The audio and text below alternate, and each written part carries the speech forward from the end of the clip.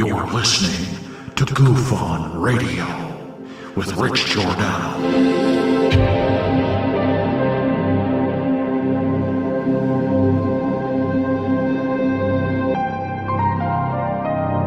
My personal belief is that there is very compelling evidence that we may not be alone.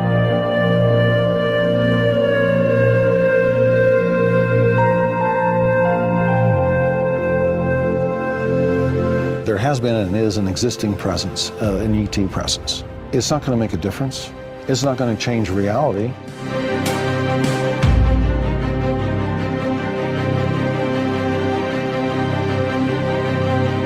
I believe, as do the other folks that were on the flight, that when we visually saw it, that it was something not from this world.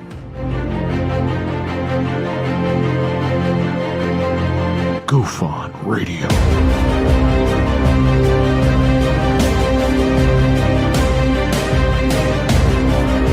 You were either in or you were either out, brother. But the cream will rise to the top, oh yeah. GUFON Radio with Rich Giordano.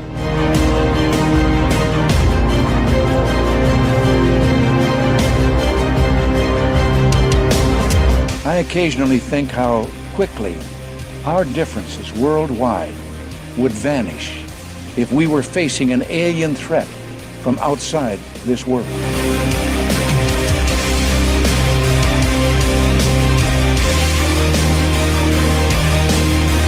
GUFON Radio. Remain seated, please. Permanecer sentados, por favor. You're listening to GUFON Radio with Rich Giordano.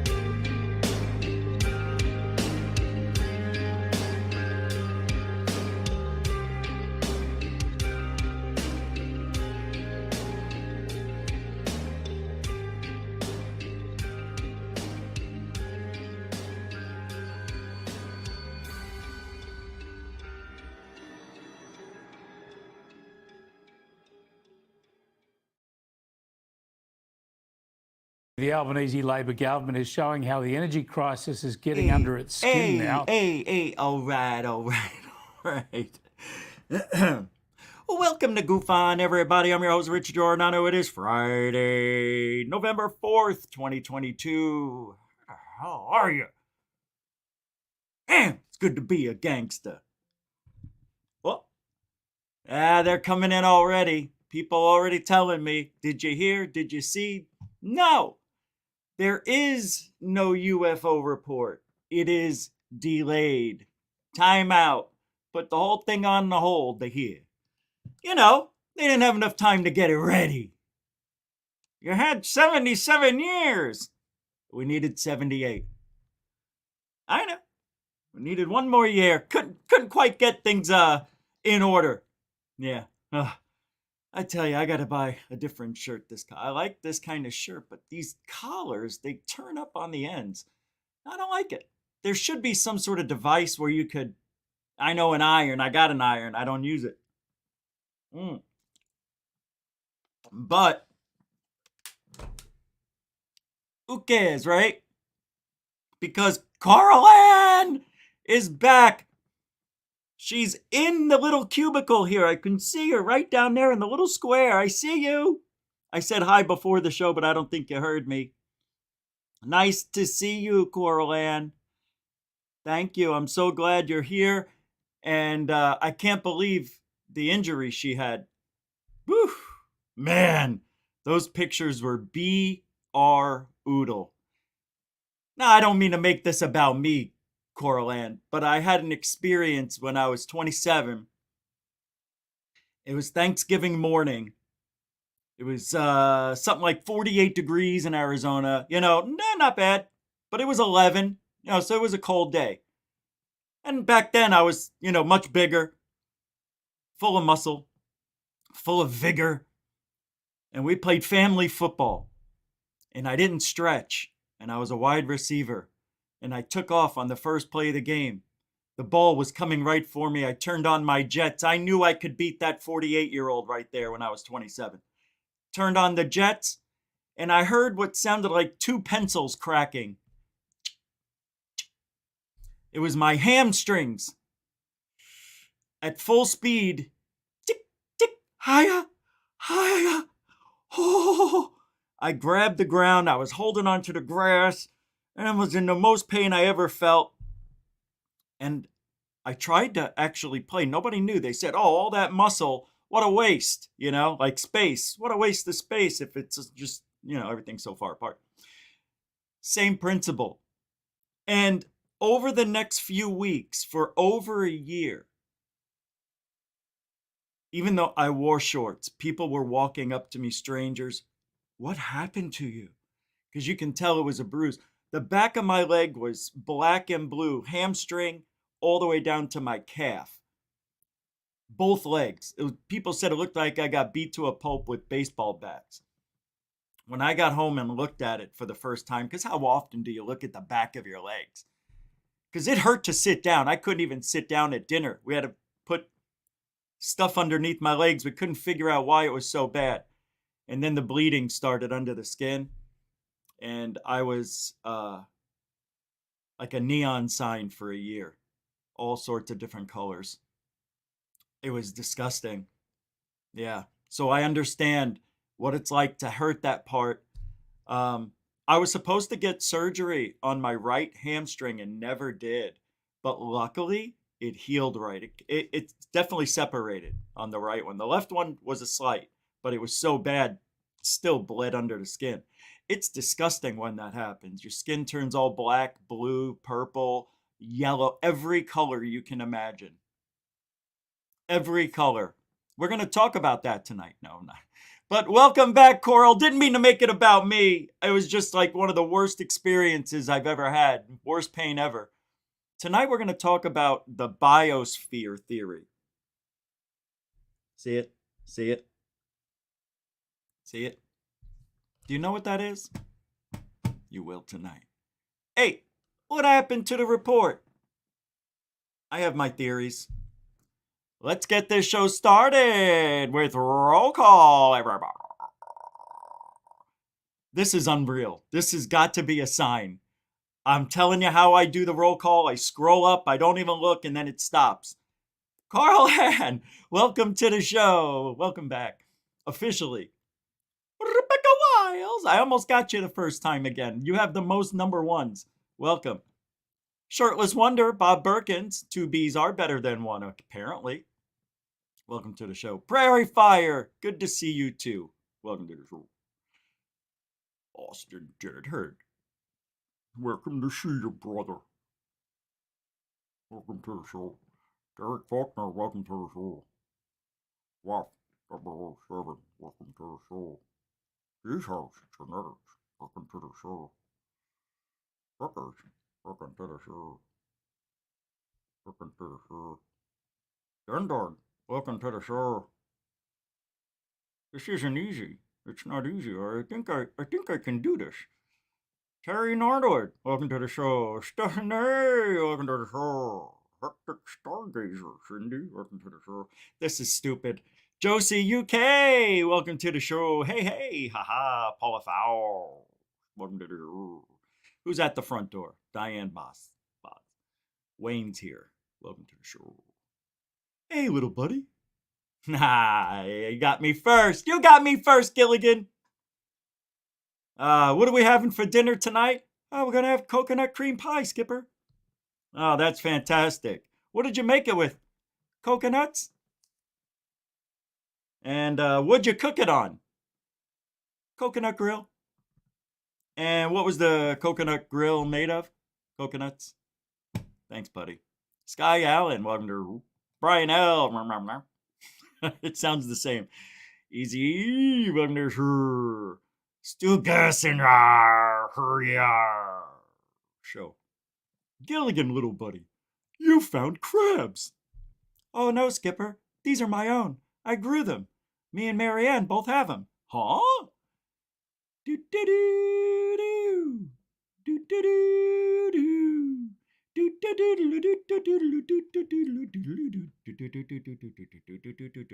Press. Welcome. It is you, Lantonio. It is you. Welcome to the show. Let's get started. All right. So, a lot of things going on, Coral. Let me get you caught up. So, about 2 months ago, we can't do that? You don't want me to tell her about what happened? She knows. She knows. Okay. I was just going to do a recap on the last 6 months. That's all. 3 months, whatever it was. All right. I'm going to wet your palate. It's tradition around here to wet palates. I've got a good palate wetter. Yeah, that didn't sound right. Anyway. Hey, do you believe in the Ark? Moses' Ark? Nah.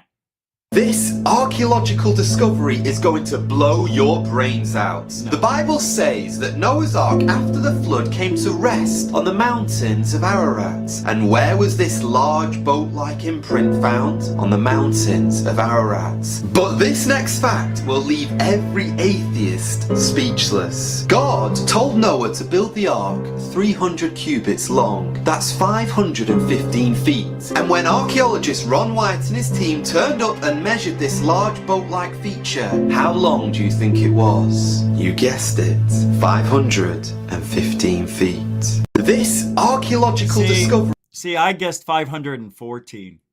I guessed 514. I figured for weather erosion and time, 10,500 years, it may have shrunk a little.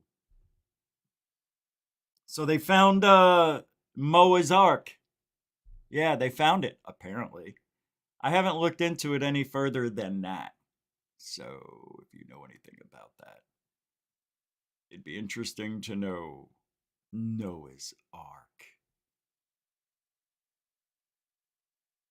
How many animals did Moses put on the ark? None, because it was Noah. That's the joke. Yeah. That's a good trivia question. You tell people, they get it wrong 95% of the time. Why? Because people don't listen. That's why. They don't. You don't. I don't either. We don't listen. We partially listen while we're on our phones. When I watch a movie, I put the phone on silent, turn it upside down. I don't want to see it light up with a message. I don't want to know nothing.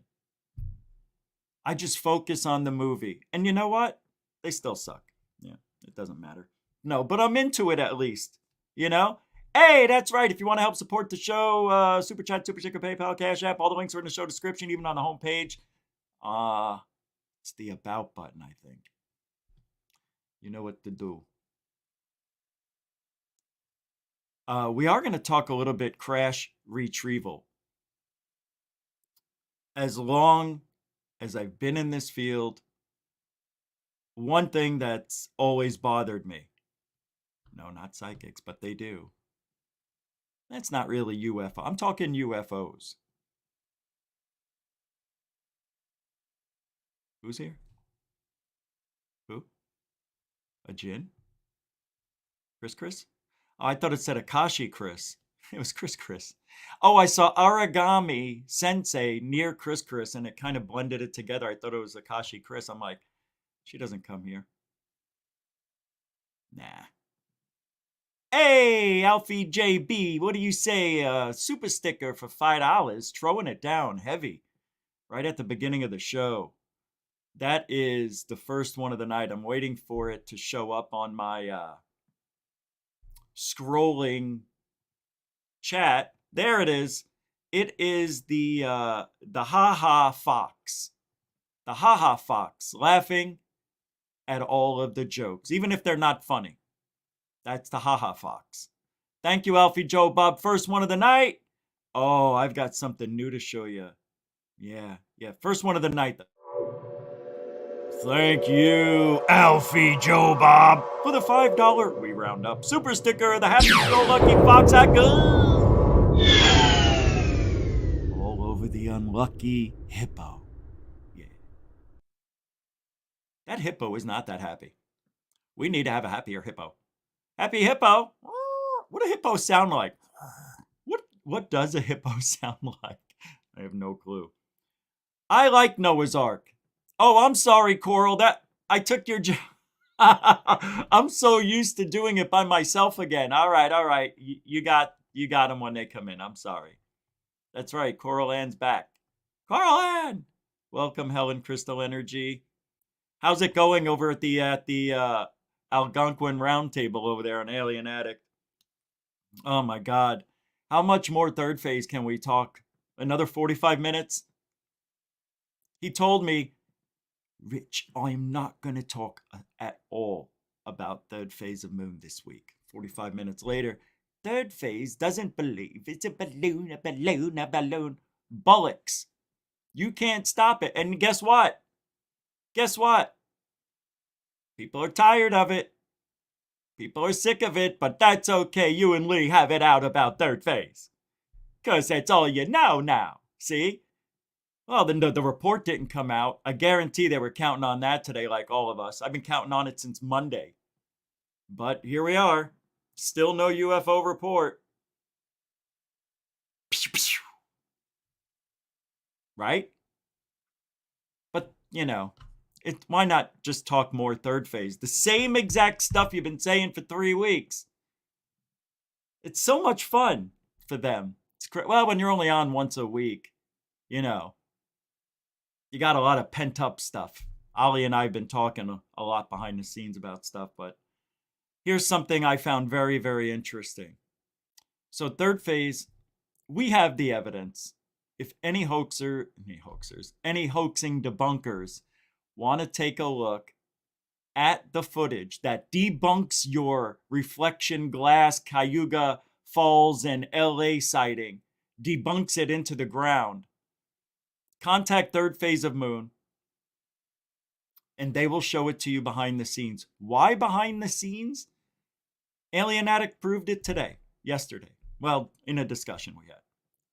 I said, I have the evidence. I can show it to you. Well, I can't. Third phase says contact that. And he says, you know what? Even if the evidence was right there in front of me, I won't believe it. And I said, oh my God. You pompous ass. How could you not believe the evidence? His answer, because a leopard doesn't change its spots, mate. There's something going to be funny about their debunk on the debunk. First of all, you never debunked them. It was all guesswork and assumptions and 5 years. It was so bad. And third phase wants to prove it to anybody who's willing. And they told me I can say this out there. If any of you haters want to contact third phase, they will happily prove to you with the video and several pieces of evidence that prove you're wrong. That is a lie by you, the Out There channel, and Alien Addict. Yeah. This is why I stand my ground and have been for moments like these. Now that the evidence is there, guess what? They won't even believe it. That's how crazy they've gotten. That's how nutty they are. So they're going to be right no matter what, but third phase can't be right? When they never faked it in the first place. Alien Addict's answer? Mate, I know they faked it. You can see something it's just not right. Fine. Let's say they did fake it. Let's say they did. You didn't prove it. And they prove with evidence that you're wrong. And yes, I'm talking about it because I brought it up. Because Alien Addict did. But I'm not going to talk about it for 45 minutes. I had to bring that point up. even though the evidence is there for them, they're not going to believe it anyway. So you see, it doesn't pay to argue. It doesn't pay to have these conversations or discussions when it comes to defending anything on third phase of moon. Or me, for that matter. And that's silly. So, again, they don't want to know the truth. They want to see, they're afraid. Ollie's afraid. If he sees that and he's wrong, he's afraid he's going to look stupid. You mean more than you do now? Without proving anything, bro? I mean, I love you. We're friends and everything. I mean, this isn't anything. He's not going to get mad at me for talking like this. He knows I'm not mad at him. I'm just frustrated that you refuse to believe anything but your assumptions. I'm saying, what if you're right and they hoaxed it? You don't have the proof is what I'm saying. You don't have the proof. They have the proof that your debunk is wrong. Contact them, haters, hoaxers. H squared. Contact third phase. They'll put you, you know, they're not here to embarrass anybody. That's your job. You do a very good job of embarrassing yourselves. Meanwhile, I'm sitting on a mountain of evidence I can't show anybody. Just so I know, you know. Anyway. Blue Room Media is back in business, baby. Michael Schratt started making videos again for Blue Room Media. I want to show you some of Michael Schratt's work.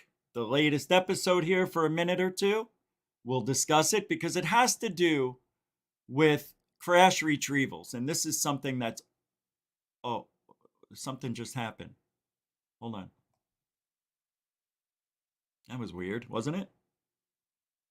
Why would it go there?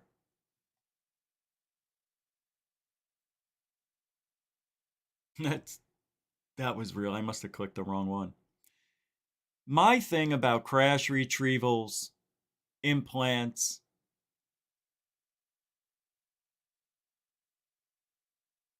what else? There's one more.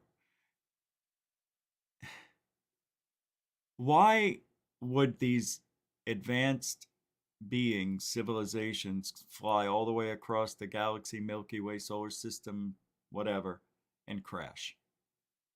Oh, the magnetic field. A thunderstorm? Supposedly, they're crashing a lot, I guess. There's over 100 and something crash UFOs. I don't think any of those made the news, as far as I know. Anyway, Michael Schratt's going to bring up some things. This is amazing. He's the best, isn't he? He really is. Well, this is part 2, but it doesn't matter where you start. Take a look at the picture in the back. We've got a bulbous-shaped craft that looks like the UFO I kind of captured. Wait, it's a video surveillance camera they're carrying. I guess it is. What's that? Oh, okay. Thanks for being with me today. I've prepared another presentation in our series. This is titled Retrievals of the Third Kind Part 2. Got a lot of information to go over with you, so I want to go ahead and get into the material here and we'll move forward. So again, Retrievals of the Third Kind Part 2. First case here, the reference for this is called the Other Roswell UFO Crash on the Texas-Mexico border. And the reference sources are Noe Torres and my good friend Ruben. This involves a very interesting case. This is spring 1955 across the Texas-Mexican border south of Del Rio, Texas. And I like the plane ID number, FU 821. I wonder what 821 means. 8, 9, 10, 11. And again, this is the source of the material. I'm going to go ahead and move forward, which will show you the map on where this actually took place. So if you look on the top part of this map, you'll see Del Rio, Texas there, and then directly south, you've got the Rio Grande River here, and the location of where this event took place is this area right in here. I'm going to go back one, and what we have here is a series of B-47 bombers heading westbound over Texas, and they were being escorted by at least 2 F-86 Sabre jets. And all of a sudden, this dish-shaped craft comes screaming by their flight path, and this thing actually crashes on the Mexican side of the Rio Grande River, south of Del Rio, Texas. So one of these F-86 peels off, he separates from the group, he does a low pass, and he sees the entire scene. He sees this dish-shaped craft. It's kind of got some smoking debris here. He can see how it augured in. He saw the entire thing. So he ended up returning his F-86 to Carswell Air Force Base, where he got in a small tail dragger known as an Aranca. And I'll move forward here. Again, this is the map of the location where it took place. So he gets in this Aranca, he flies back to the crash site, and he sees this entire scene. Now, I'm going to give credit to Rudy Gardea as my artist who did this sketch, and we'll kind of break this down here. So on the foreground onto the right, you can see. I know Michael's going to tell us about it. I feel bad playing it straight through, but I guess he'd be okay with it. This is amazing. Look, the dome came off. I'll let him tell it. I just had to break in here and say, if you look at the picture, the diagram of what the witnesses declared happened, I mean, you can see a part of the craft broken off here or opened up, damaged. That looks like the lid came off. And if you remember seeing the color photo earlier with the dome on it, that I guess that's what they're saying it is. But well, continue. Michael tells it better than I do. See this two-place Aranca, and he had a friend with him. And as this thing augured in, it was 25 feet in diameter. It was 5 feet tall. The dome on this craft popped off, and there were Mexican soldiers surrounding this. They had a troop transport off to the left. There was a Jeep, and then there was at least one. I'm sorry. Did anybody else think what I thought when Michael Schratt said the top of the craft came off and Mexican soldiers, I thought he was going to say popped out and started shooting. Like, you know, like they hit a piñata and they start going out, and that's where I thought he was going to go when he said the top came off and Mexican soldiers, and then he continued on. I was scared for a minute there. I was a little scared. Listen. It was 5 feet tall. The dome on this craft popped off, and there were Mexican soldiers surrounding this.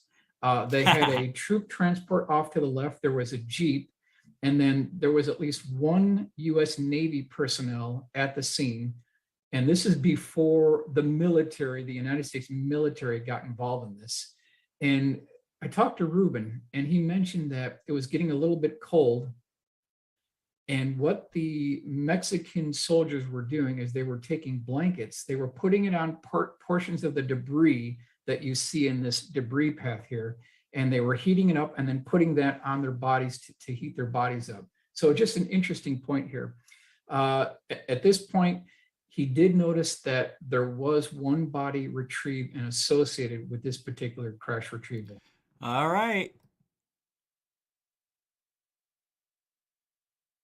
What do you think is better? What's a better case? What's more exciting? Roswell or Rendlesham Forest? Now, initially, you're thinking Rendlesham Forest, right? Oh, yeah, they saw the light. There's the recording of the guy talking about it. There was a beam.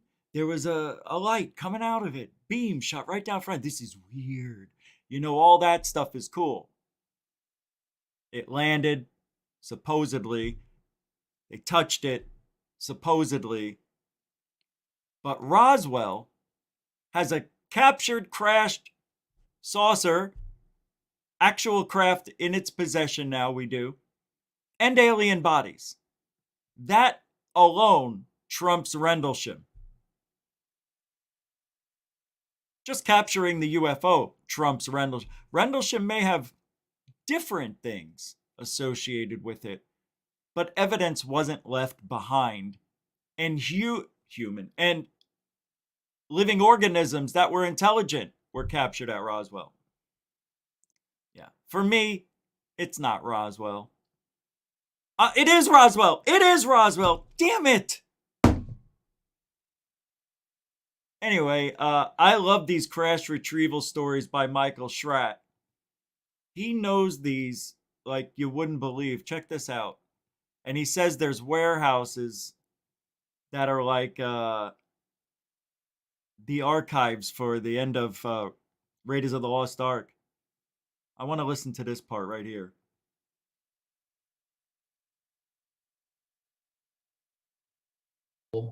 To what Mrs. G had talked about. My mom? My mom was there. Wait, what did you just say? Mrs. G, what? Now, this My may secret's be coming almost out. identical to what Mrs. G had talked about. And what she described, and we'll go ahead and move forward one slide here. She describes how stationed at Wright-Patterson Air Force Base, she was present where, and this is exactly what she said, 1,000 pieces and components from a UFO crash retrieval came into the base. And what they were doing is, and if you look in the background, another drawing by Rudy here, you can see that they were photographing the debris. They were bagging and tagging, and it was her job to catalog all of this debris. And she also mentioned that there was this rolling dolly that went by that had two beings that were about 3.5 feet to 4 feet tall. They had oversized head. They were kind of being suspended in this liquid preservation fluid. And can you imagine 1,000 pieces from a UFO crash retrieval interior? She was there. You know,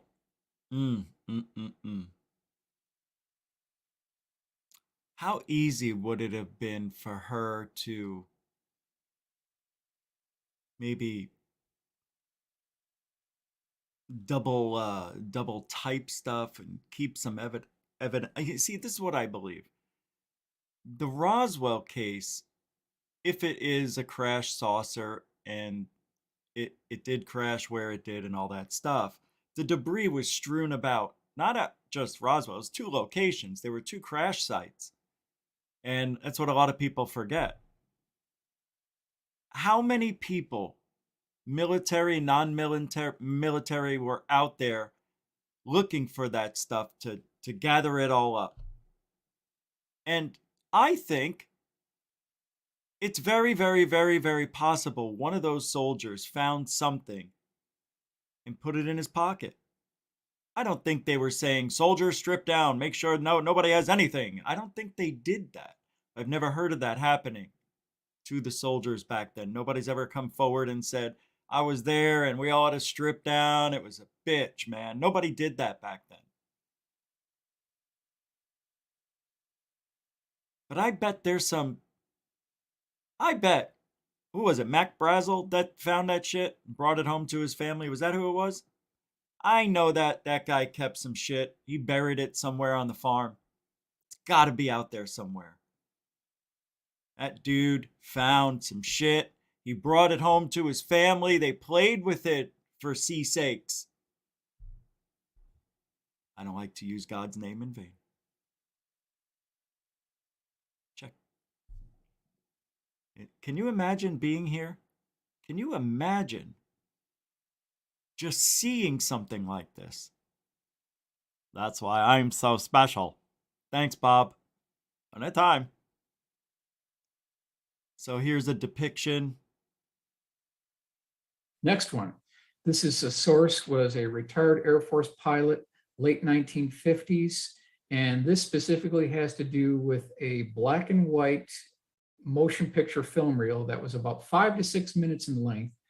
And the interview conducted by Ed Comarack Jr., 5 to 6 minutes in film. This craft was about 60 feet in diameter with a 10-foot wide gash on the side. So there was shrapnel, there was conduit, there was debris sticking out.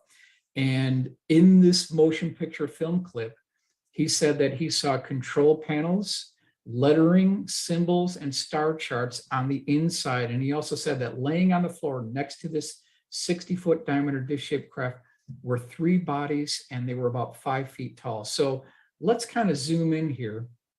And you can see that when this craft came down, what it appears that happened is the propulsion system or central core of the craft continue moving forward within the dome of the craft and punctured a hole right through the side of the craft itself. Now I want to take you kind of detailed view, and we'll enlarge this. Again, credit goes to Rudy for doing these wonderful drawings, making these cases come alive. Up on the top, we've got this troop transport, and it shows you what the interior of this core section, the propulsion system of this UFO may have looked like. And then on the bottom, we've got these enhanced drawings of these display screens, control panels. There could have been buttons and switches and dials and levers, star charts he described as well. So again, they apparently have the debris. They absolutely have the proof. And we'll move on here. Okay, now this one, very good case. Question.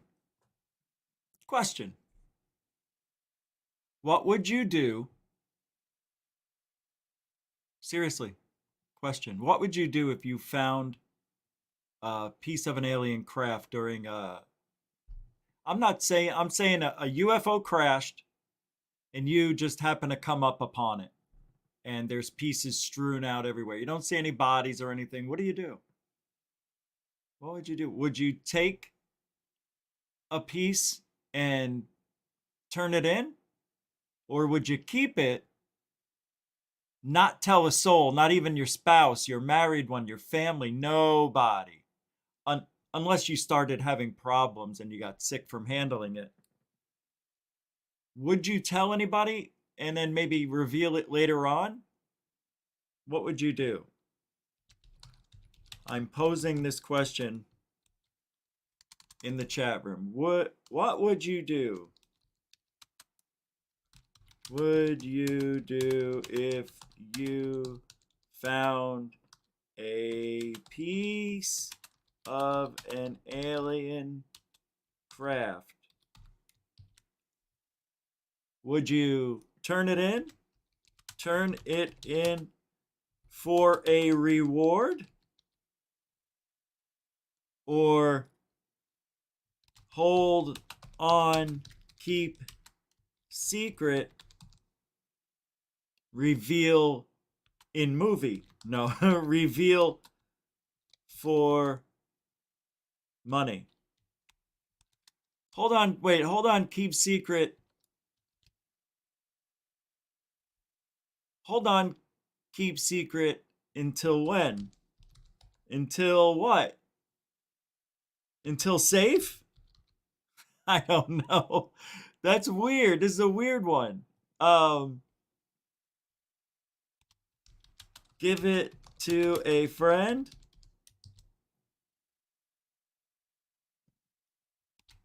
To have or hide. And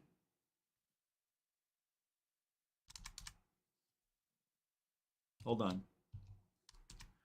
Or the last one.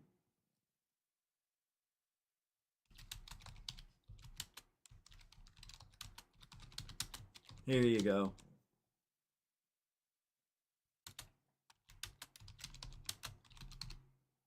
Oh.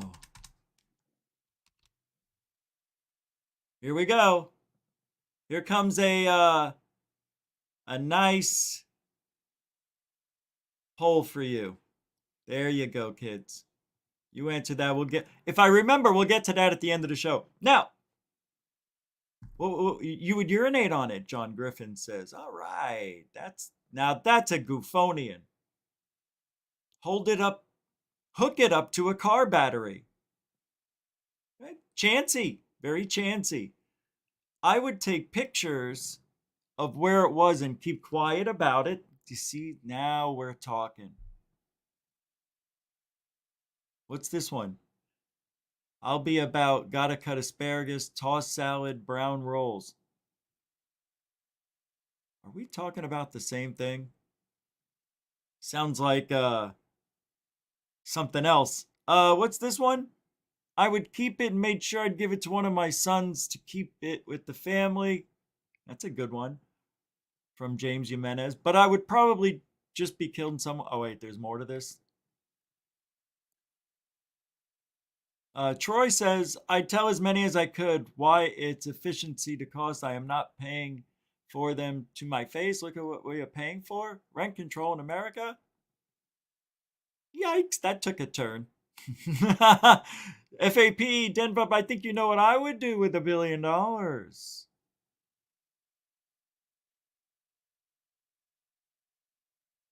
right. Give it to Lou Eleganzo. Murder Hornet returns. Hey, how you doing? Yeah, that's a good one. Give it to Lou Eleganzo. Some people don't believe what Shrat's saying over here. Yet, D's House Genetics says, I believe these stories, only because I've seen, experienced things strange, but has to be physical proof at some point by now. I know, right? DJ 808's Big Audio Adventure says, I'd study it in secret for as long as possible. Not a soul, would I tell. You and me both. That's what I would do. I would do my own research on it. Like, I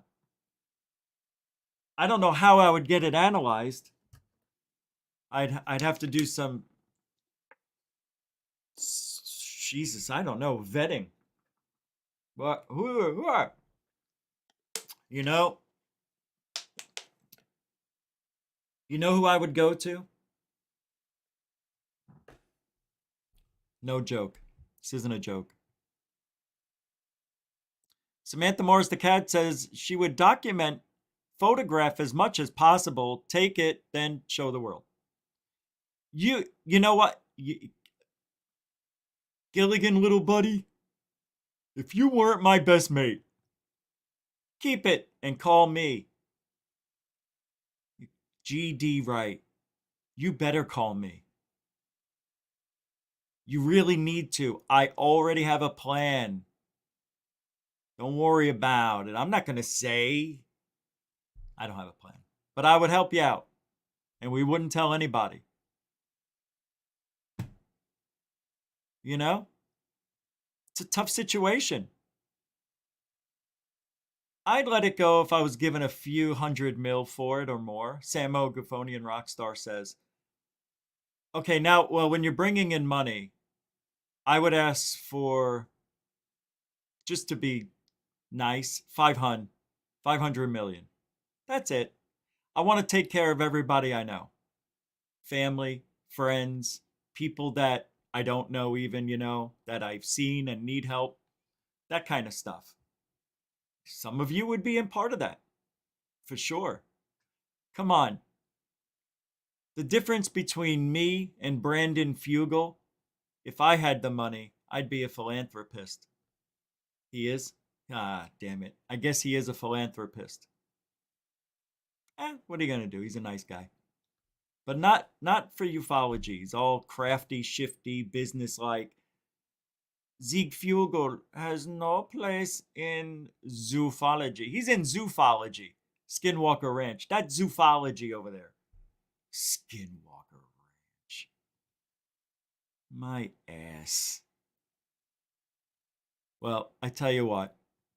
I would study it myself, wouldn't tell a soul. But I have a place picked out that I would put it. It's not a safety deposit box. It's a burying site. Well, I wouldn't take my phone with me because they could follow me. But they would go. They would look at my phone and go to every location to see if I was there doing something, digging, creating an account, who knows what. But they would go to all they'd be doing is going to the convenience store, Winn-Dixie, vape shops, and what else? Oh yeah, dispensaries. All a necessity, all necessary, huh? Yeah. Michael Schreit's gonna finish this story. It's a good one. Why'd we go? Well, we went off. Yeah, it was a good convo for me. And there's some interesting dialogue that goes on with this case. And all of this can be found in UFO Crash Retrievals, sources page 88, case A6. And we'll go ahead and do an enlargement here. Wright-Patterson Air Force Base, this is April 1962. And this was seen by an exchange pilot who was part of the 354th Tactical Air Command Fighter Wing. And so he was in charge of the physical fitness of these other pilots that were kind of transient. And so they're running down this section of the hangar section where there were two baseball diamonds. And as they passed the baseball diamonds, there was a row of hangars, and they went into this one particular hangar. They were looking for a kind of a mobile racquetball court, and they were going to suspend two other walls to make a complete racquetball court. And when they got into this one hangar, they saw this 15-foot diameter dish-shaped craft. It was suspended by two engine test stands. It had kind of a rope around it, and then there were MPs with rifles guarding this craft. And he saw this. He actually stated that this looked like a track and field discus. That's exactly how he described this particular craft. And I want to move forward here and give you what he said here. The guard challenged by saying, quote, "I don't think you're supposed to be here, sir." I replied to the affirmative, and we turned about face and departed, mumbling to ourselves that the good old US had developed, or had all along, flying saucers. Why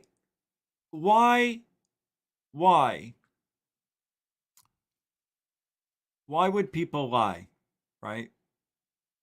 Because I know people out there think Michael Schratt's making a huge living off of this, and he's been doing it for years, which is not true. Just so you know, that's a lie. Michael Schratt, he talks, but he's never made money that I know of. I mean, maybe if they paid him in a documentary, but this guy doesn't make a living off of this. Maybe he will. You know, whenever he leaves his job, he works for a living, so that's where he gets his income. But that's not a fake comment right there. It doesn't look like somebody made this up. This is like a legitimate people seeing legitimate things, and Michael Schratt has a lot of this information. How he got it, you'll have to ask him. Well, we did. We asked him. He was on the show. You can look up the interview from last year. When was it? Beginning of this year? I think it was February. I don't know. Seems like last year. But I don't think you're supposed to be here, sir. I replied to the affirmative, and we turned about face and departed, mumbling to ourselves that the good old US had developed, or had all along, flying saucers in service. I know that's not really a major statement or anything, but, you know, when you think of the story in its context, you know, some of these, if only one of these is real, that's all that matters to me. And I don't think all these are lies. Look at that depiction of it. That's what the drawing looked like, and then a colorful depiction of it. Pretty awesome. I think this is a famous one. I like this one. 20-inch by 20-inch square protrusion sticking out and were circling the outer circumference of the craft itself. It had a fin at the back, and at the very back there was a protrusion that looked like it might be some type of an exhaust. So again, this is December 1964 is the correct date on this particular case. So this was my first pass color illustration in SolidWorks, just to give you an idea of what the... I mean, why? Why build a ship that looks like this? What's the reason? I don't get it. It serves no aerodynamic purpose, more or less, but well, how does it get lift? It has to do with something in its propulsion. Do I sound like Lou right there? You know, Lou is the John Madden of ufology. He tells you stuff you already know. These things are making unbelievable turns, which means there's unbelievable propulsion that we just don't understand. Wow, brilliant. You figured that one out all by yourself. Good for you, Lou. There has been and there always will be a presence. Yeah. Every year at Christmas, I get presents. Good one, Lou. Very good. Unbelievable, Lou. Unbelievable. Michael Schratt, Blue Room Media. Keep go subscribe. I'll put the link to the show in the description. I'll put the link to his channel in the show description. I didn't know I was going to go there tonight. I love you. Ryan Graves and Joe Rogan. Let's continue. Yeah, we're still doing that. Because it's interesting to hear what Ryan Graves has to say many years later.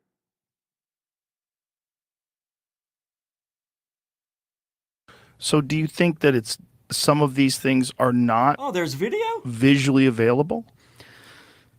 I wish we just don't have enough data, right? Like, are they moving a little bit out of the way? It's tough because, again, we can only go so slow. Even if we're like all the way back at like maybe 130 knots, right? Still 150 miles an hour. If that thing like was right in front of us and dropped down, I mean, I'd like to think that we'd still see it, but it's just, you know, it's just not the right tool to be doing that type of analysis, you know? I mean, we just couldn't see it. So does it mean that somehow they were deceiving us, or does it mean that not all of them were physical objects? We just don't have enough data to say that. Well, I mean, obviously this is speculation, but if you guys are using this equipment out there overseas, are you flying, or there are many people that are flying these types of aircrafts using this type of equipment over the continental United States? In the jets, you mean? Yes. Yeah. Yes. Do they detect them there? Initially, we weren't reporting them over the continental United States. However, I have heard that, you know, essentially anywhere in F-18. Exactly. That's what I've been saying all along.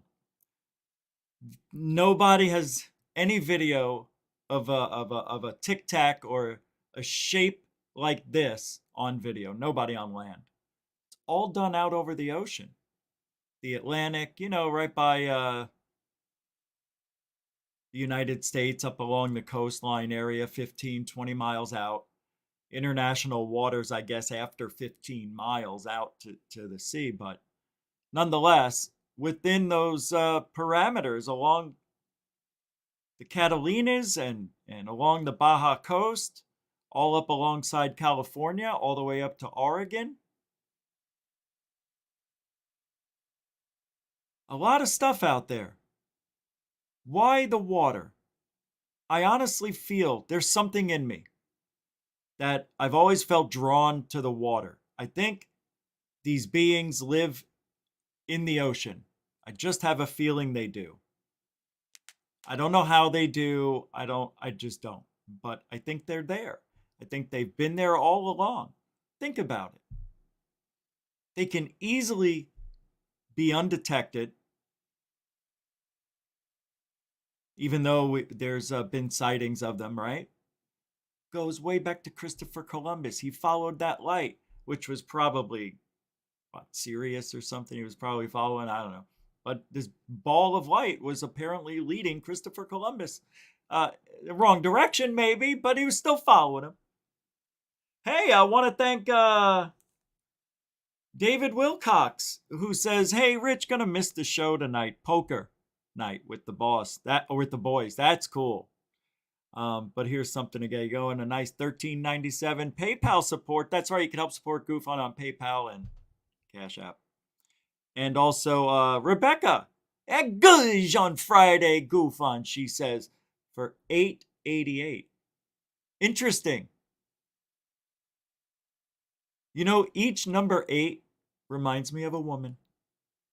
888. All right, a snow woman. Okay, all right. Thank you, Rebecca. Rebecca Wiles. Both of them. Mucho gusto generositoso. Ni sera sera. Que sera seri. So, Ryan Graves said exactly what I've been saying for 5 years. 4 years, actually. Why aren't they being seen over land? And he just said there haven't been any over the continental United States that we know of. And then he just started saying something interesting about that comment, that they might be over the continental United States, but haven't seen them go. You know, that has these radar capabilities, you know, seems to be testing them. So we have them further inland in places like that. And so far as I know, they've been experiencing them as well inland. Jesus. So is it possible that these things... Okay, all right. He just said it could be possible that they're seeing these inland, right? Right? No? Yes, he did. Ah, shit. Ah! Come on! It won't dislodge on the right number every time I disconnect it. See, it jumps. Don't jump. Invisibility science and physics with negative diffraction and things of that nature, but we just don't know. We just don't know. How much has this changed the way you view our place on Earth in the universe? You know, it's certainly opened me up to all the assumptions that I think I had baked in from birth, in a sense, and as I grew up, that were kind of either baked into me or put into me, or I put into myself. That basically said anything outside of this median channel here is rubbish, right? In some sense, it kind of I was middle of the road, I guess you could say, right? Like, but this really kind of made me realize that our place in the universe and in the cosmos and even here on Earth just might not be as apparent as we think it is, right? Like and that doesn't sound very exciting, but like we come in a place of confidence, right? We have this perception that we're the masters of the universe, right? We haven't seen anything else out there. We imagine that there's other stuff, but we have no evidence of it. In a sense, we are the best thing that has ever been in the universe. So to think that there's a lot of other stuff out there, for me personally, it's really, I'd say, allowed me to better explore that kind of non-traditional mainstream, thought. No, I don't know. I've lost interest. I think we're done with Ryan Graves. I think Ryan Graves has tapped out. I'm tapped out on Ryan Graves. Not interested anymore. Goodbye. So the report, it hasn't dropped, and apparently there's an uproar on Twitter. And obviously, we've heard from Grandpa Lou recently.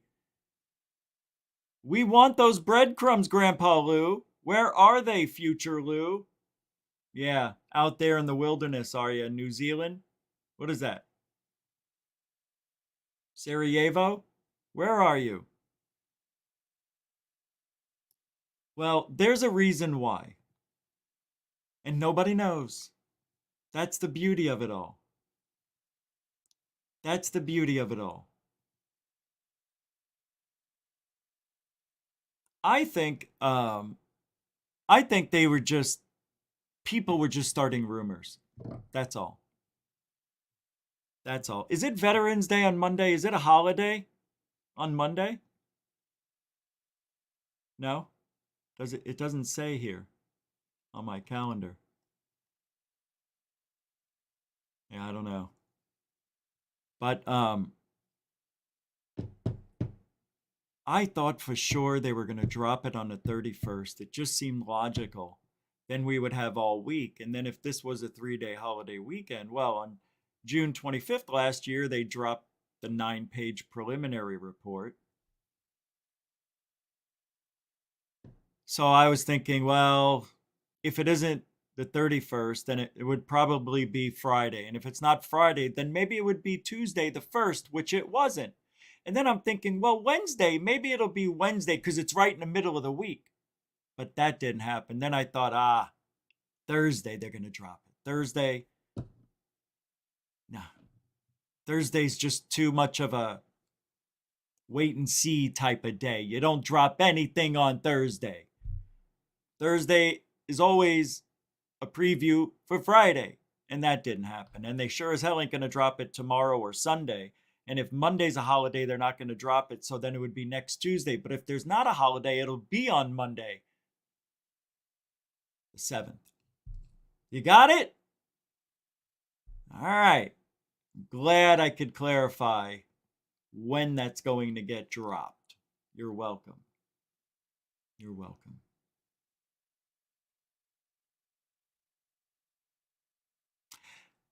UFO Jesus. That's right, you heard me. UFO Jesus. Man alive, is this guy talking a bunch. Amazing. It's amazing how much publicity he gets, and he never says anything original. Nothing. None of his thoughts are his own. They're always someone else's being repeated as his. He says, my biggest fear with the UFO enigma is that the biological creatures that are reportedly witnessed are merely avatars instead of representing the true source of the phenomena.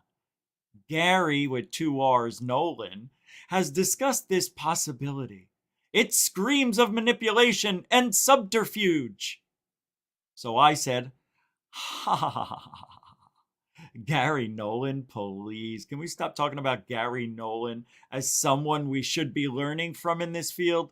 Yes, it's a hypothesis of his, but it's as old as ufology itself. He's not here for the greater good, only his greater good. I'm such a dick. But Gary Nolan?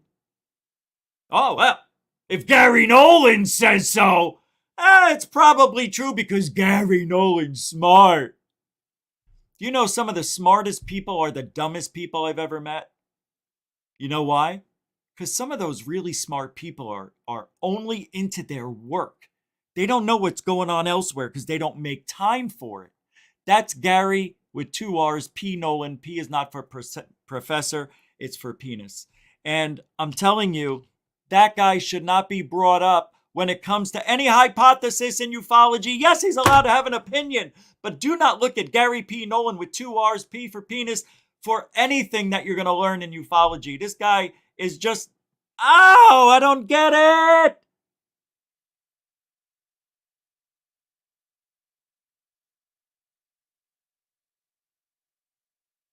And Eric Weinstein.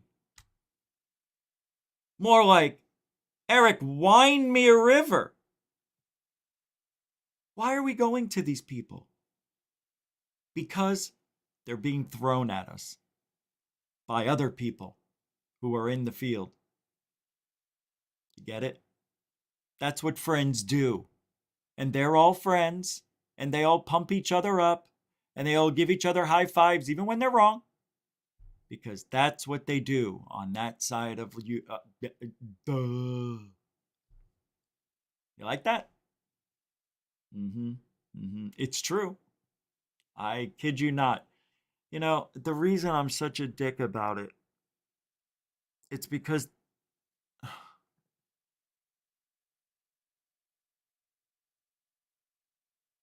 I don't know.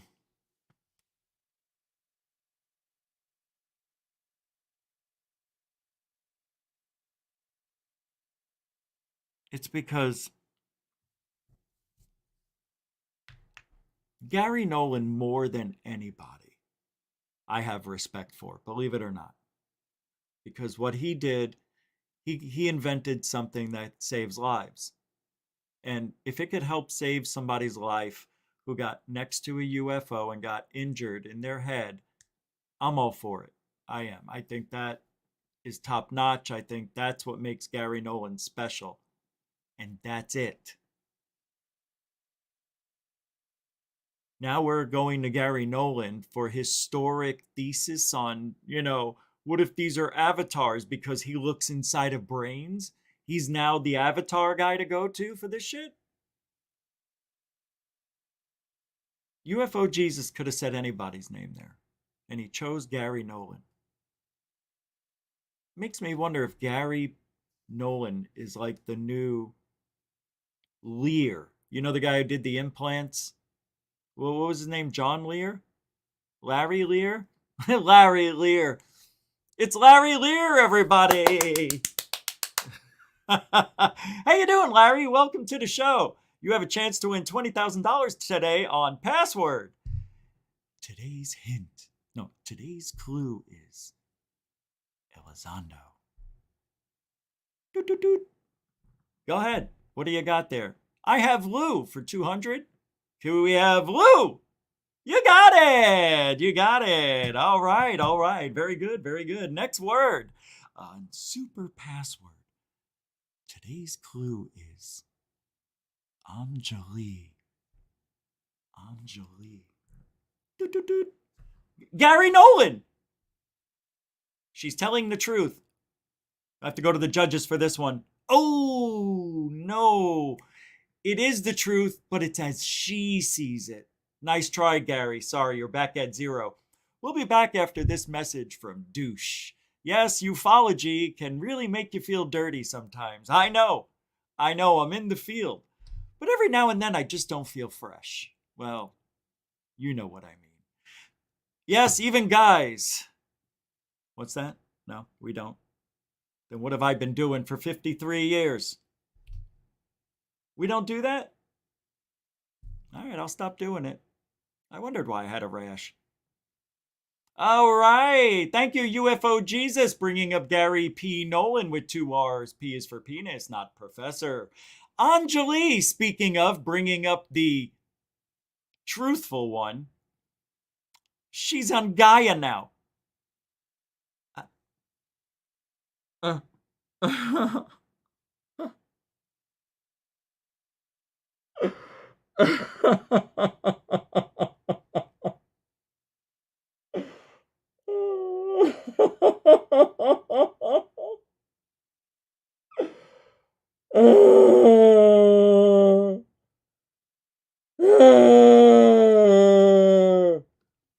Remember when in Rocky 3 when Mick died?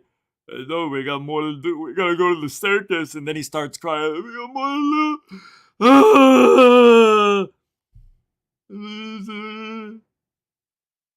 That's what it's like seeing Anjali on Gaia now. Can you believe this?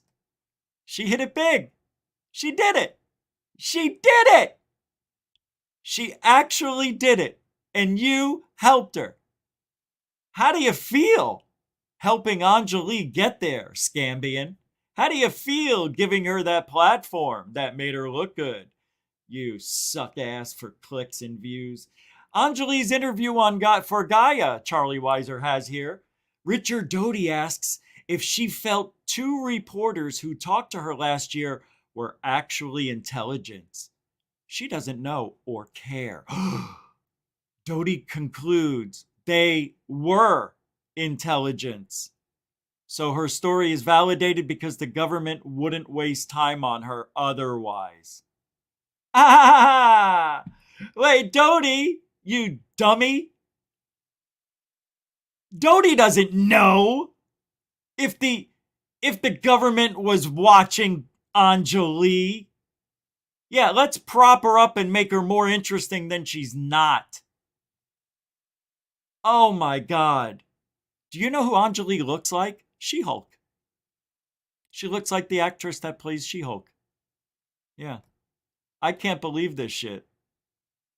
Well, it's Anjali's interview for Gaia. She's not in Gaia, but apparently on Gaia. Look, is this, what's his name?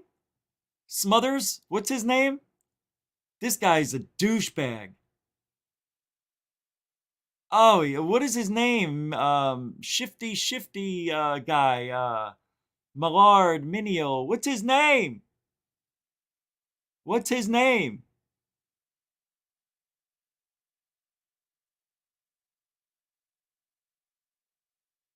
What's his name? Mishimanid? The frig is his name? Anyway, it's on the tip of my aorta. Gaia. You know what? Let me tell you something about Gaia, in my opinion. Here's why Gaia sucks, and it's also good entertainment.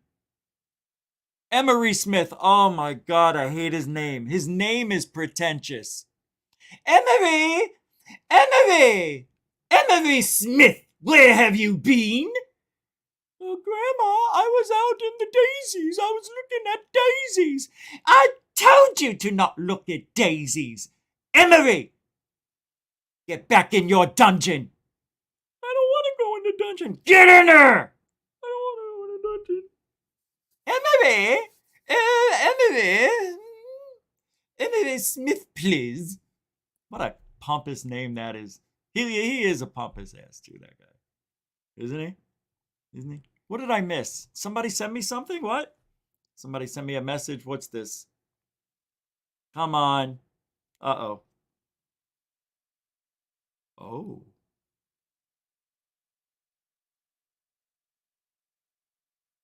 Huh.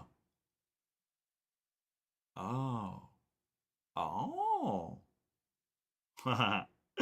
What is this? Dorothy sent me something. And it's a musical parody. I'm not sure what to do with this. Wait, it's a writing.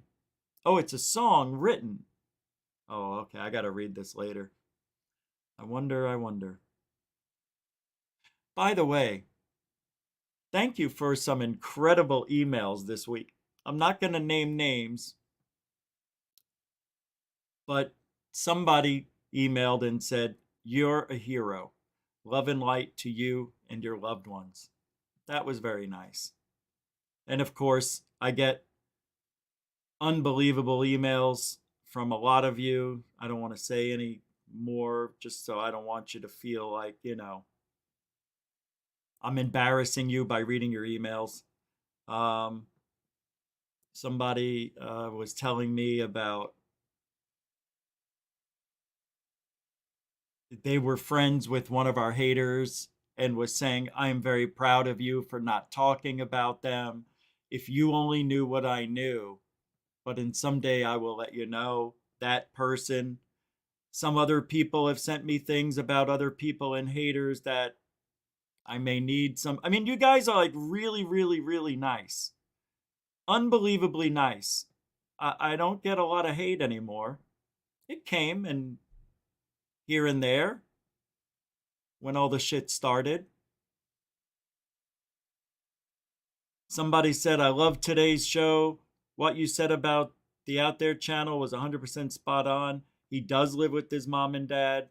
The reason for him being in New Zealand was his dad was in the Air Force. His dad had a transfer from the UK to New Zealand when he was younger. And he still lives with them to this day. Not sure of his age, but I think he's around 40. People are going to drop him, sick of him. I know his mom does everything for him. We know this already. We know all this.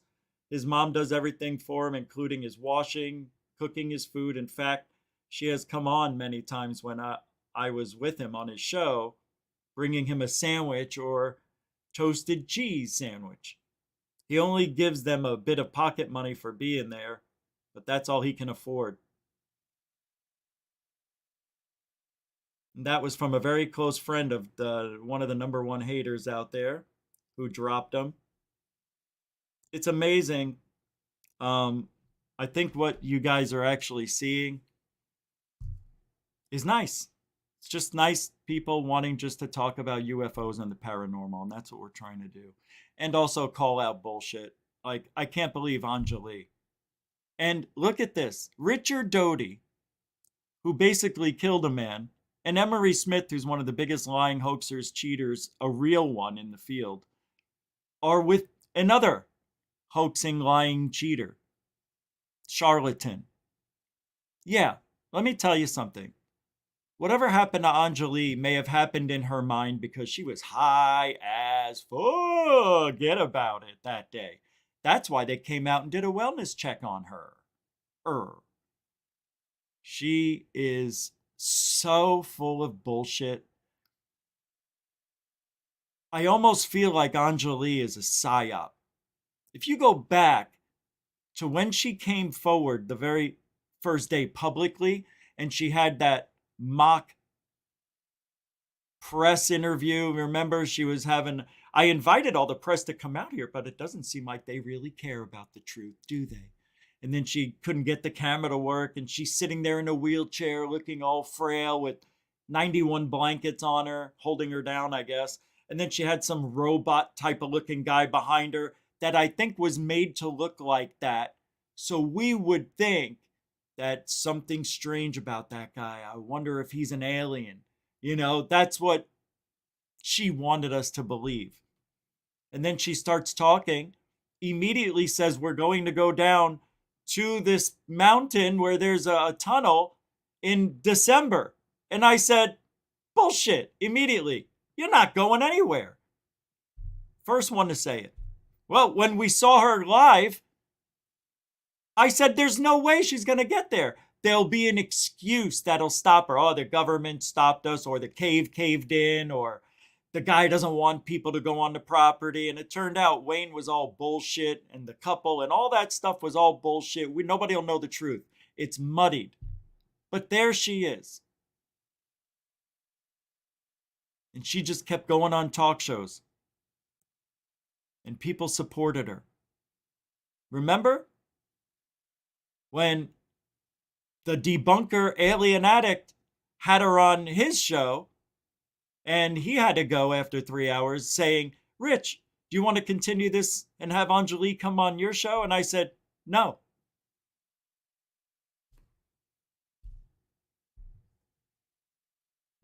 I'm not promoting her. Now, she put up a very good fight. And you have to respect somebody who did what she did. And, you know, her health and any medications she's taking, you know, that impacts people to a certain degree. She was a very well-to-do woman. I mean, worked in the CIA, right? Central Intelligence? Something like Lou. It's amazing. It's amazing that she goes public a month after or 2 months after the report drops, and ufology slowed down a lot. And Anjali comes out of nowhere when everything was quieting down after the 9-page report. There was nothing to talk about. She got all the attention. And I think that was purposeful. That this is a psyop again. The whole story's bullshit. Maybe it isn't. You just have to think. She worked for the government in a 3-letter category, in a 3-letter position, in a 3-letter whatever, right?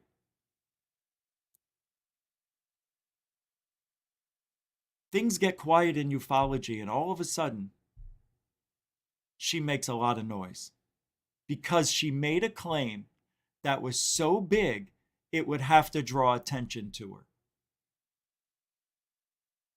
This is all planned. This doesn't seem like some lady decided to do this just on a whim. Yes, I know earlier in the year, before the report dropped in April, she was all on other podcasts or radio shows, but she didn't get any notoriety. Still didn't know who she was, but she started back earlier in the year, I think.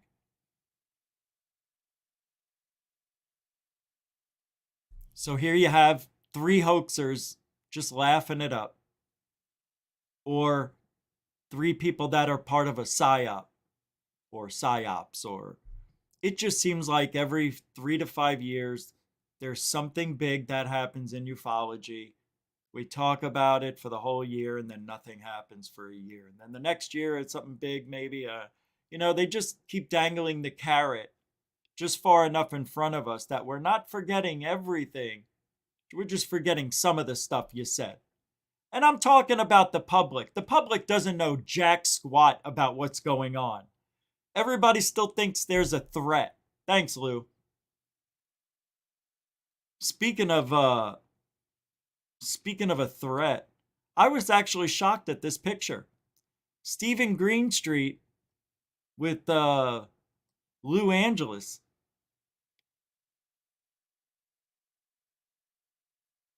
There you go. We were all misled. We were all misled. This has got to be the biggest head in ufology. And I don't mean that figuratively. Well, I do actually, figuratively and literally.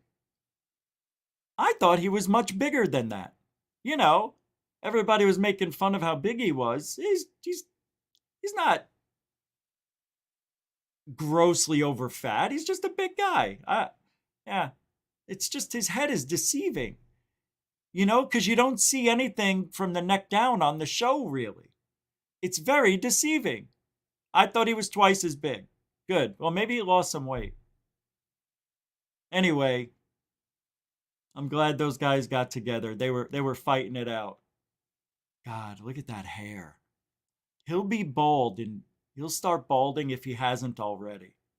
He already started balding. And he's already gray. Gray? And you're not even 40? Yeah. I don't have any gray on my head. Maybe a straggler here, but on the beard I do.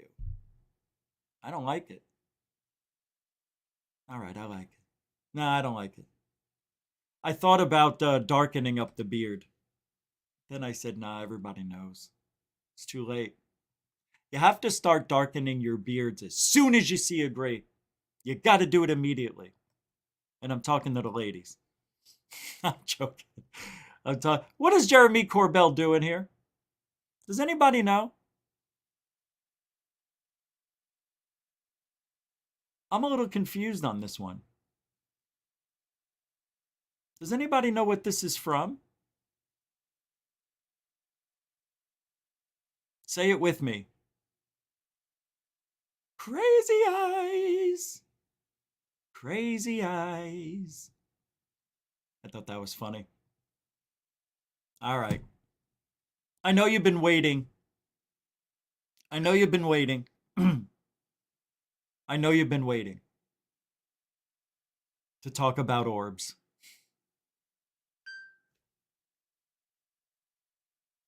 Hold on a second. That was a mean tone.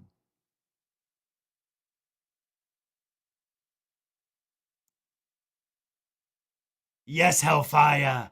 That's exactly what he's saying. Orbs. Orbs are very popular. So popular that it's getting to be like a disease. It's an infectious disease. I'm going to show you what's going on Twitter with this one. Marie's UFOs is what she calls them. I have to. She says, lots of orbs in Sri Lanka. Notice how some lower ones look metallic. Lower ones. All right, let's take. Oh, wow. Yeah. Oh, holy shit. Yeah. Woo. You got a plethora of spirits around you. My goodness. Let's take a look at the next one. Zoinks. Hey, Scoob. I think I see the Riddler. Oh, not the Riddler. Oh, no. These are in order. Look, 1, 2, 3. And here's the straggler. He barely showed up. Yeah, because he wasn't in the light. You see how this is all lit up? That's why these get a little dimmer as you go. You know, it doesn't. Who am I talking to? Here you go. Look at these in a triangular formation. This was the one just like Corbell saw.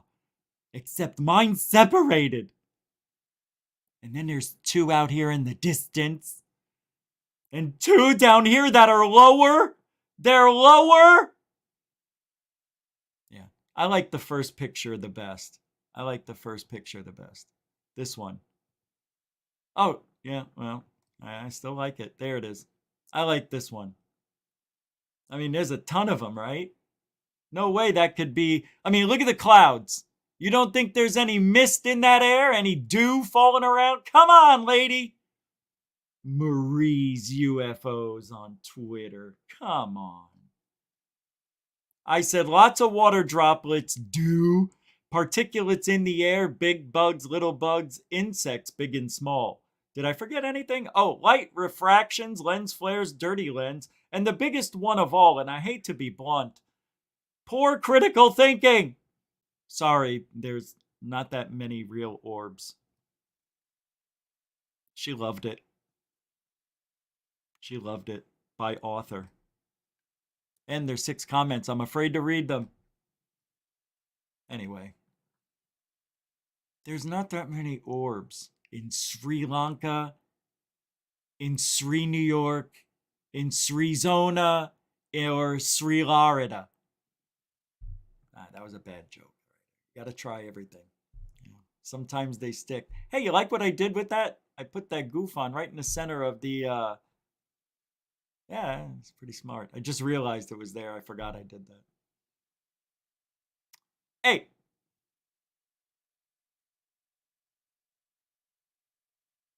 Oh, sheesh. What the hell just happened? Sheesh? Did I just say sheesh? Oh, sheesha. I just said sheesh. There we go. Let's get back some originality into the show. That's what makes me laugh. Seeing this Corbell head in the background. Neil deGrasse Hole Tyson. Everybody's here. Chagrin. James Fox. Did we already talk about that? Yeah, we did. He's offering $200,000 for any video evidence for that Vargine or any UMI. Third Phase of Moon offers $1 million for any provable alien beings, preferably alive, and or alien artifacts. You know. Let's take another visit to Marie's UFOs. Shall we? You're going to like this one. This is much better. This is what's out there. I got to show you or you don't know. All right. Here we go. She says, red object again with an orb. Wow, they're just coming around by the hour over here. Here it is. Jesus, HC. Look at that. And I guess that's the orb. That little dot right there. That could be anything. That could be anything. This is not UFO evidence. I am so sorry. This is not orb evidence. I am not sorry. I know people, you want to believe, right? Just because you take a picture of the sky and something's in the sky or in front of the lens, it doesn't mean it's a UFO or an orb. Most likely, this object here is a balloon, and this object here is a birdie. And you can see the birdie's out of focus because it's more focused out there. So the birdie would be out of focus because it's closer. It's not all the way up there. I have to talk like that for these people. See, no birdies. There's no birdies. Here we go. Zoom in on those objects. That's right. You got a blurred birdie and a blurry balloon. Congratulations!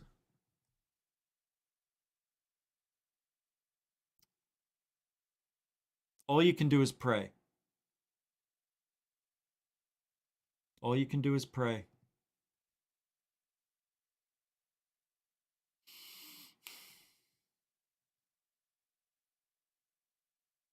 Sad, you know? Think Tank on Twitter, Mick West on Twitter is blocking everybody. And check this out. Mick West. Mick West, they are blocked, which I suggest anyone with a genuine interest in solving UFO cases also does. They are just noise. He says if you're genuinely interested in solving UFO cases, you should block me. Him.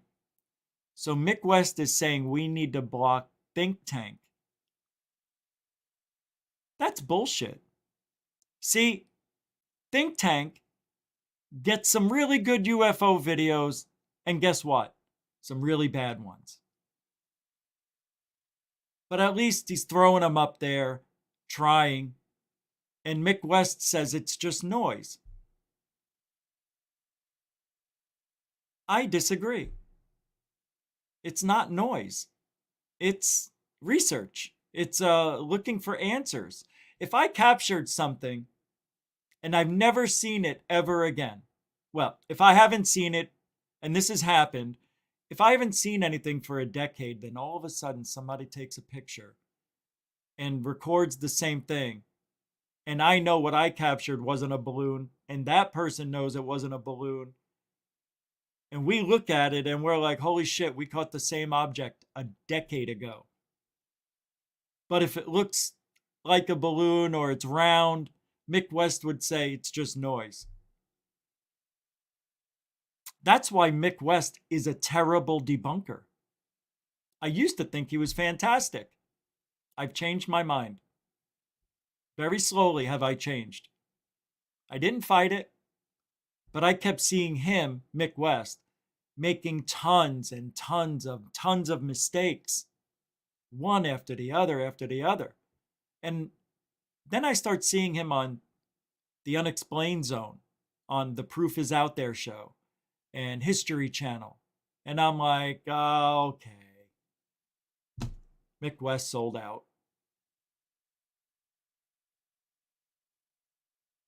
He sold out. That's what happened. He is only going to promote what is promoted on TV. You'll see. Mick West sold out. He has turned the corner from debunker to TV show guy. That's it. Once you go on TV, it's over. It's over. You know why? Even if you go there with the best of intentions and say the right thing, they can manipulate what you say to make it look like you're saying something you didn't. So by going on TV, and you'll sign away everything just so you could be on TV and get that $100. You will say, you can use my likeness however you want, any way you want, and I give you that right with these videos. That's what you do when you go on these shows. You sign away your face, you sign away your rights. But you can't use it. If you use it, you'll get in trouble. You can't use your own face. How's that? Can't use your own face. It happens. It happens. Anyway, Mick West sold out. Big time. It's obvious. Okay, so Red Rum Joe said something that I'm not going to say right now. That's it. I'm not going to say it right now. Let's go back a couple of days. Remember when I was showing you undeniable proof of ancient aliens visiting Earth for thousands of years? The little figurines, the pictures and all that stuff that were painted 100, 1,000, 15 million years ago? We still haven't finished that video, and I'd like to continue. I had more fun looking at those than anything else. It was a really interesting thing we were doing. And I don't know why the video looks extremely blurry and it's not playing. I'm having internet issues again. So weird. The internet for the last 3 days, it's almost as if it's not fast. And when I do a test, it's not as fast as it used to be. It used to be 928 up and 40 down. Now it's 720 to 750 and 25 down. And the video won't play. Let me refresh it one more time. There we go. Of course. So what they're doing now, they're showing all the different shapes of UFOs over the years, and these are only a couple of them. I mean, not a couple, but these aren't all of them. Oh, I got a message? Who's this? Oh, a Cash App. Gary Henninger. Hey, man, thank you very much for live long and prosper. I will. Thank you, Mr. Henninger. Thank you for the Cash App. $2. Mucho gusto, el generoso. Yeah, that's right. We are supported by you, the viewer, through Cash App, PayPal, and all super chat stuff. Giddy up. All the links are in the show description. Play. Well, we know that the first flight of the stealth fighter was in 1974 and seen in the Gulf War in 1991. Where's the technology now? Well, as from this diagram, we can kind of see the progression in technology of aircraft, AV. Look at this. First flown in 1974. Right? 45 years ago, whatever it is, 48. Seen in 91. And we haven't done much better, have we? We're still using the same technology. Just, you know, a little bit of the electronics are different. The software, I'm sure, is different. A lot of the laser scope and, you know, laser guidance systems and all that GPS stuff is, well, it's always been really good, but you know what I mean, on all their weaponry and detection systems. Pretty amazing. Hey, Elizabeth Bowden for $3 on Elizabeth Bowden? Well, thank you very much for the $3 PayPal. Elizabeth Bowden. I know a Bowden. Elisa Bowden. Interesting. Thank you very much, Elizabeth. A big mucho gusto generoso. And I guess that's your first time supporting GUFON, so thank you very much for that. And we'll give you one of these. Thank you, Elizabeth Bowden, for your support to GUFON. That was weird. Thank you very much. Hey, we got our online sluts here. Are they here? The online sluts? Yeah, there you go. Sex bots, sex bots. You got them. You got them. You got the sex bots. Thank you. Those sex bots. Oh, hey. All right, let's take a look at our poll. We took a poll. And hold on, let me grab it here for you. I am bringing it up. Hold on a second.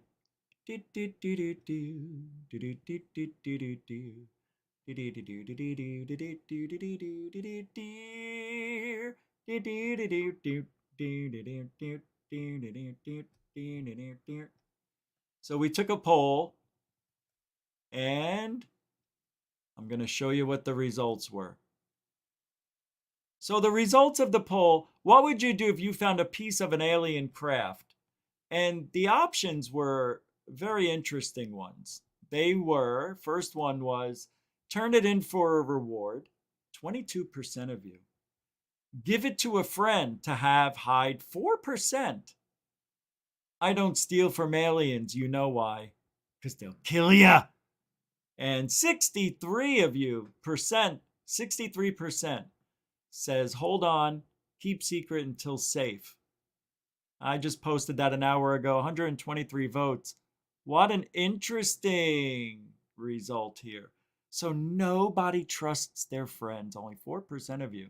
So that means there were about 8 of you that cared, that would give it to your friends. 63% is about 100, right? No, 50% would be 60. So about 77 of you. Anyway, interesting poll. Interesting poll. Yeah. Nobody wants to give it to their friends. I love it. Let's end that poll. Poll is ended. There's no more poll to dance on.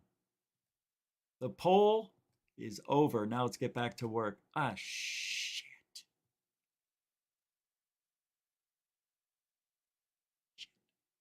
Hold on. Don't go. No, we still got the video to play. Here we go. Undeniable proof. Giddy up. Let's go fast forward a little bit.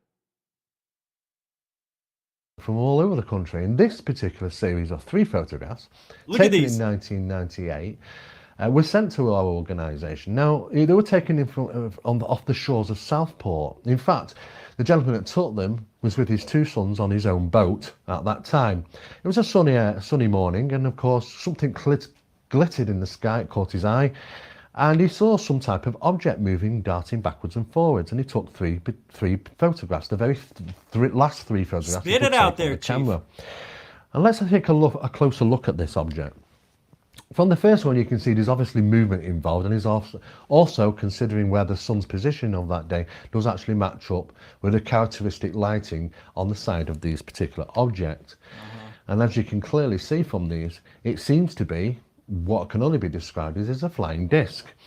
The rim of it being a silvery colour, and the top part being kind of a goldy brass colour.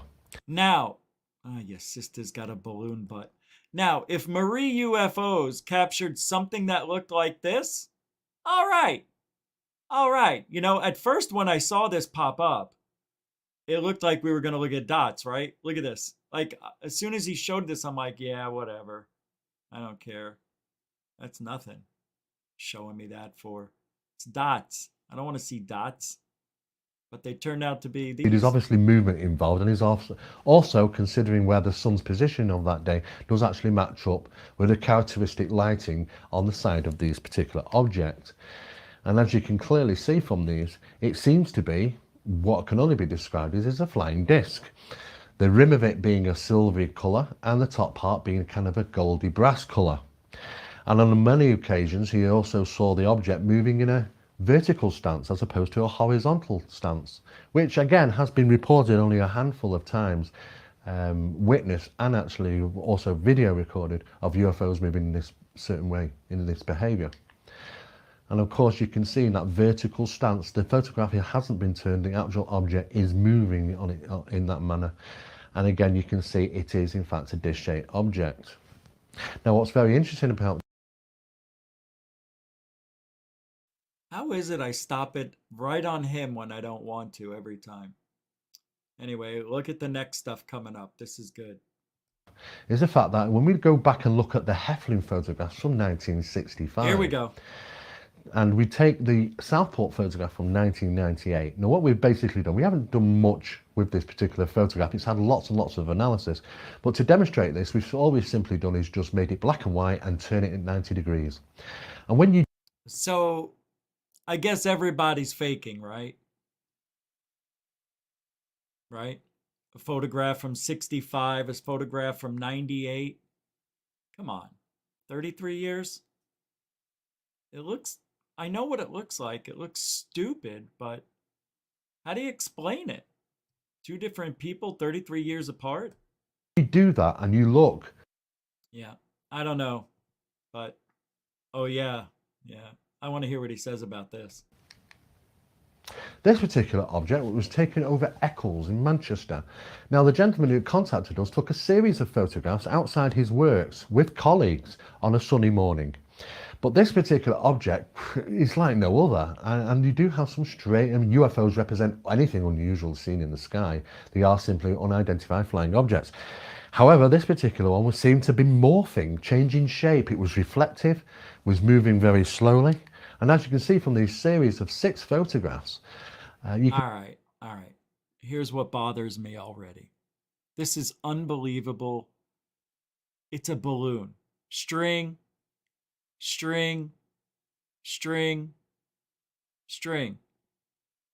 I mean, do we really need to do an analysis when there's a string visible? It's the number 1 balloon, or the letter I. It is not a UFO that is morphing. That's embarrassing. See what I mean? You know, the evidence is right there in front of them. You can see the string. String doesn't mean it's a UFO, trust me. And the thing is, because somebody else looked at it and said, it's a UFO, doesn't make it so. It doesn't make it a UFO. If an expert has never seen a balloon in the sky, and he takes a look at this picture and doesn't understand that that's what a balloon looks like in the sky, he's not going to say it's a balloon in the sky. He should. Why is it here? And this guy talking about a balloon, an obvious balloon at that, Matt. I mean, I can't speak anymore. It's just crazy. It boggles the mind.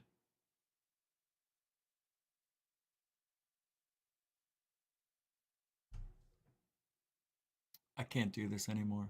Is there one more? All right. Let's see if this one's good.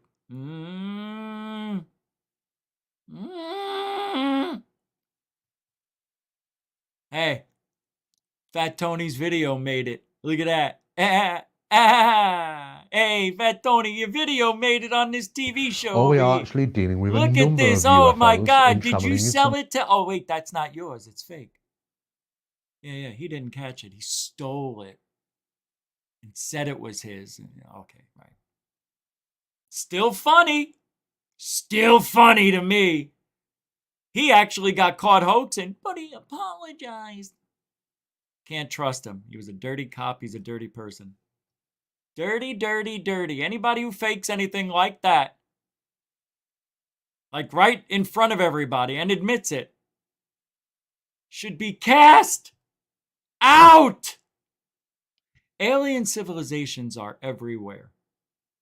Andre Karpathy and Lex Fridman. I did not continue this or play it the other day, did I? Did I? Did I? I don't think I did.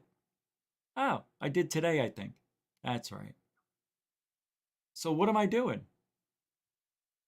That's not it. Oh, yeah. Hold on. I've got a lot of stuff to go over. Okay, this is very interesting. Did anybody watch the new movie, the one that just came out with James Fox, A Moment in Time?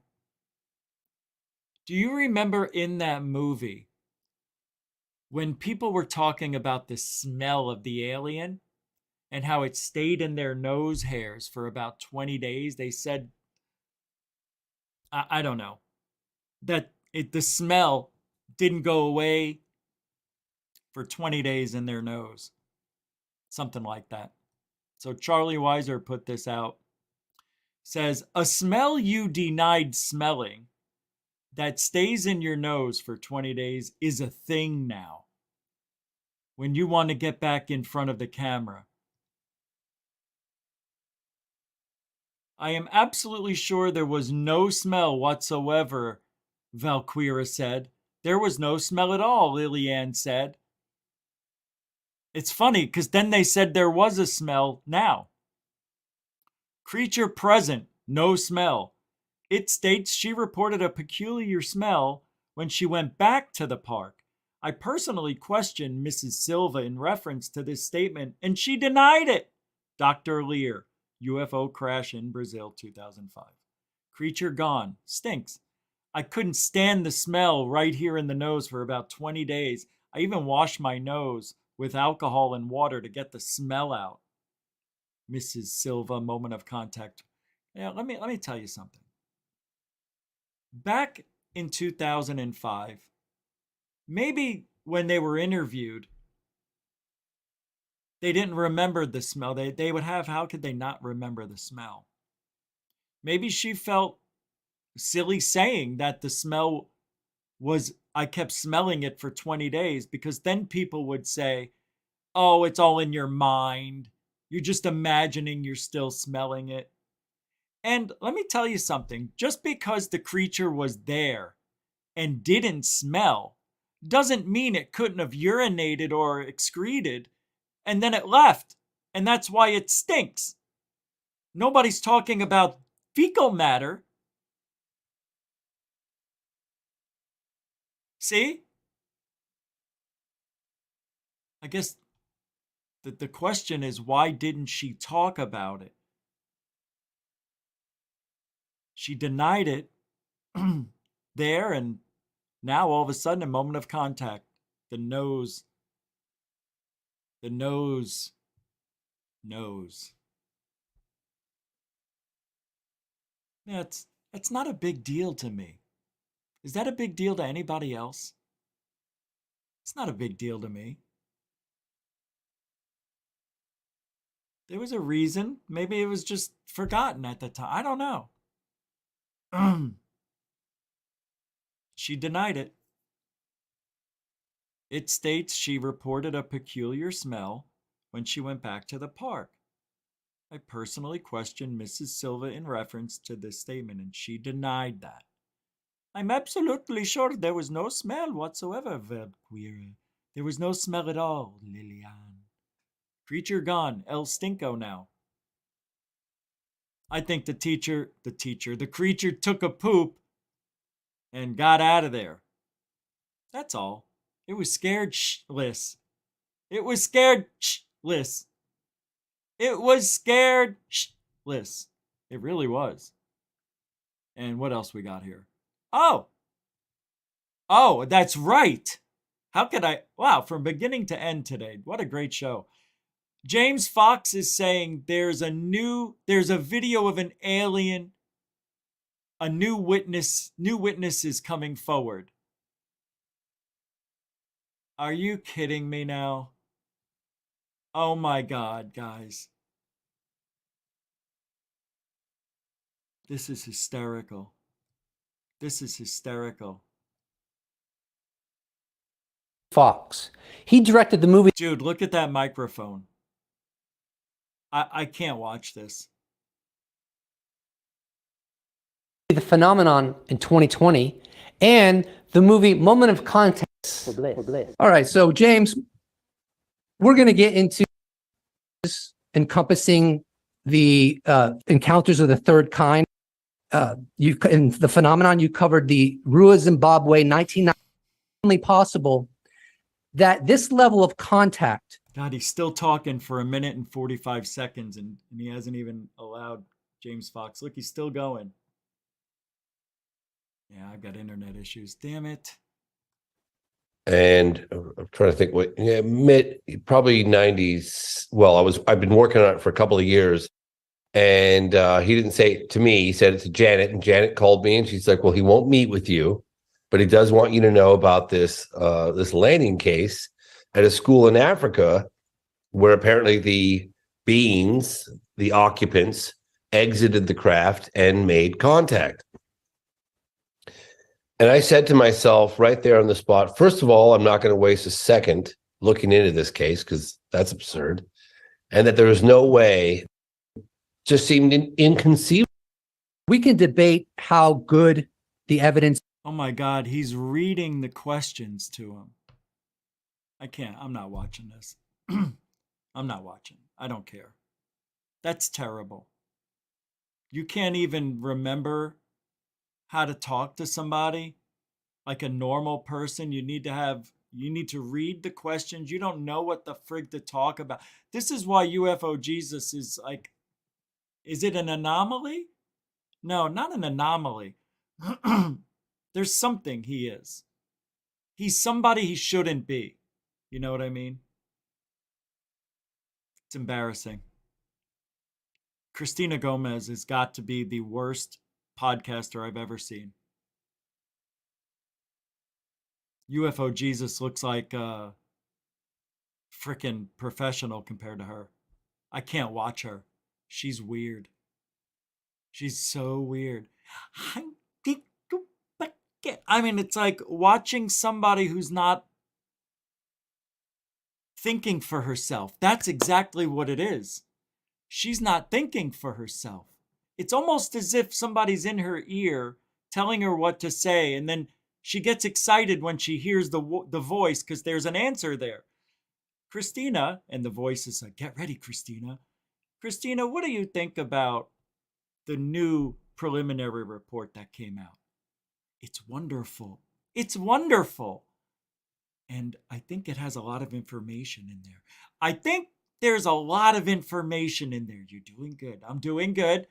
Now, don't say that. Don't say that. Don't say that. Don't say that.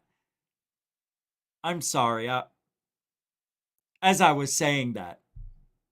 You know what I mean? It's odd. Tell them with a smile that you really believe in aliens. I really, really believe in aliens.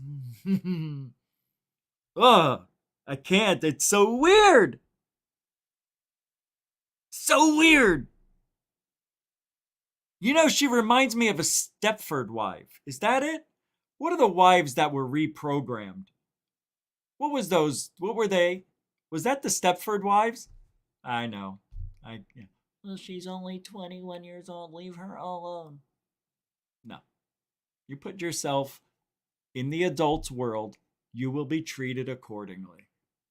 Nobody is exempt from criticism, not even me. I can't watch UFO Jesus right now. I just can't do it. I'll put the link to that in the show description because I'm that type of guy. Unbelievable. And I really don't want to talk about Stephen Bassett lobbying. UFO lobbyist Stephen Bassett encouraging U.S. government to disclose UFO secrets for many years. He believes if UFO data is revealed, the entire world's economy will collapse. And it will. Absolutely it will. Jennifer Bombach, how are you? And it will. Absolutely. I think if we have alien disclosure, it's over. It's over. And let me tell you something. I always say that now. Let me tell you something.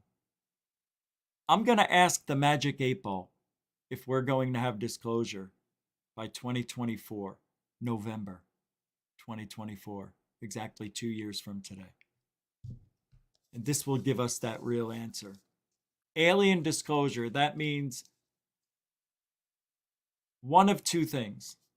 It could mean aliens are here and we're going to disclose that we know who they are, what they are, where they are, and when they came here. Or we disclose that we have alien technology in our possession that is going to change the world. So I'm going to ask the Magic 8 Ball. Can we cue up a little Magic 8 Ball music for this one? You know the one. Yeah, that one. Nice. Now I've been touching this for about a minute, giving my energy to the ball. And I am going to ask the question. Magic 8 Ball, will there be alien disclosure in 2 years, November 4th, 2024?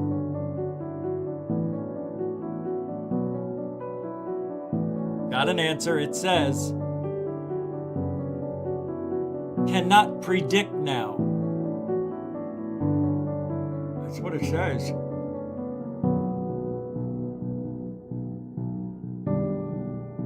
Well, it does. You can tell. It's not dirty. It's scratched.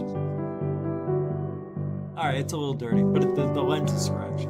I'm going to ask it. You get 3 chances if it can't give an answer. And I don't think the universe wants me to have that answer. It's fighting me. I can feel it. Universe, just give me the answer. I am demanding that I know. Will we have alien disclosure in 2024, November 4th? Come on. It won't answer. It's on the edge. Come on. We're almost out of time. Here we go. I can't believe it. Not only is it on edge, it's on a point. Not on its side. It's on a point. It won't answer. Are we going to have alien disclosure?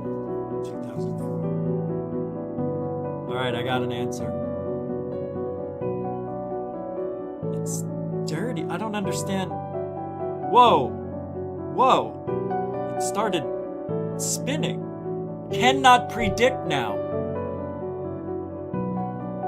I've got one more try.